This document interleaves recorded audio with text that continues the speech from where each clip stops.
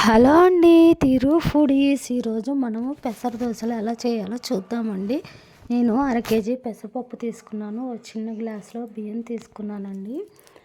ఇవి 4 to 5 hours నానబెట్టుకుందామండి. ఈ విధంగా నానబెట్టుకున్న తర్వాత శుభ్రంగా కడుక్కొని మిక్సీ జార్లోకి పచ్చిమిరపకాయలు తీసుకున్నానండి. గ్రీన్ చిల్లీ 4 తీసుకున్నాను.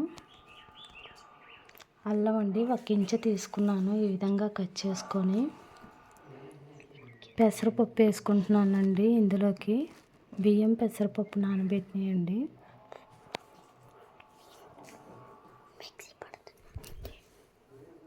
ఈ విధంగా కొంచెం వాటర్ పోసుకొని మిక్సీ వేసుకొని మిక్సీ పట్టుకుందామండి. ఈ విధంగా మిక్సీ పట్టుకున్న తర్వాత మనం ఒక గిన్నెలోకి తీసుకుందామండి. 2 కలిపి మిక్సీ చేసుకొని పక్కన పెట్టుకుందామండి. నేను మిక్సీ జార్లోకి 2 గ్లాసులు పల్లీలు తీసుకున్నానండి, వేయించినవి. కొబ్బరి 1 పిడికెడు తీసుకుంటున్నానండి. ఈ విధంగా సన్న ముక్కలు కట్ చేసుకొని నేను కళాయి పెట్టుకొని ఆయిల్ వేసుకొని పచ్చిమిరపకాయ ముక్కలు వేసుకుంటున్నానండి. నేనైతే 10 పచ్చిమిరపకాయలు తీసుకున్నానండి. పల్లీ చట్నీలోకి 4-5 వెల్లుల్లి రబ్బనండి, వెల్లుల్లి రబ్బరు,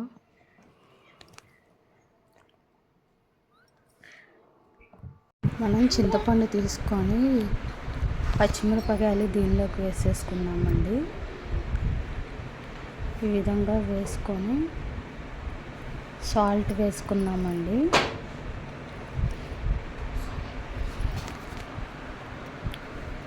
సాల్ట్ వేసుకొని కొంచెం వాటర్ వేసుకొని మిక్సీ వేసుకొని కళాయి పెట్టుకొని పొయ్యి వెలిగించుకొని కొంచెం ఆయిల్ వేసుకుందామండి. ఈ విధంగా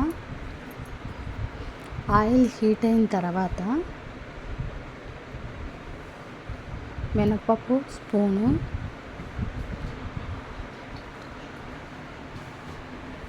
ఆవాలు స్పూను,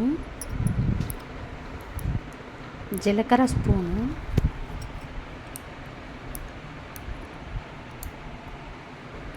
ఇవి ఈ విధంగా వేగిన తర్వాత కరివేపాకు రెబ్బలు వేసుకుంటున్నాను.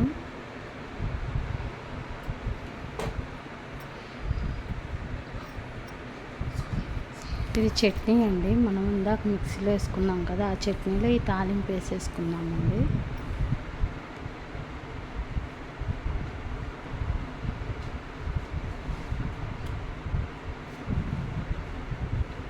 చట్నీ రెడీ అయిపోయిందండి. ఇప్పుడు మనము దోసల పిండి వేసుకున్నాము. ఉప్పు, జీలకర్ర వేసుకొని కలుపుకున్నామండి దోసల పిండిలో. ఇది పెసరపప్పు బియ్యం అండి.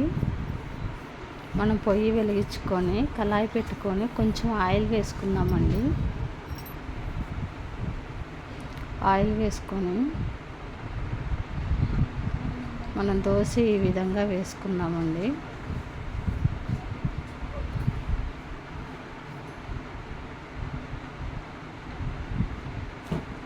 ఉల్లిపాయలు కూడా వేసుకొని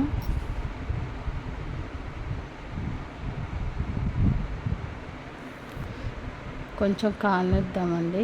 ఆయిల్ వేసుకొని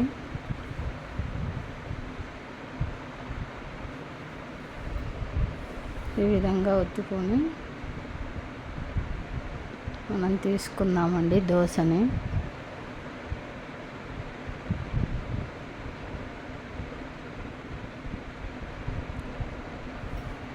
మీరు కూడా పెసర దోశ ట్రై చేయండి, చాలా బాగుంటుంది. హెల్త్కి కూడా చాలా మంచిది. ట్రై చేయండి.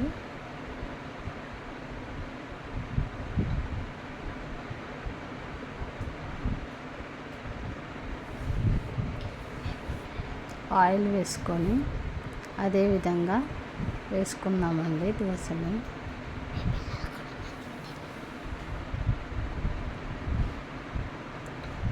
మీరు కూడా ట్రై చేయండి. ఎలా వచ్చిందో కామెంట్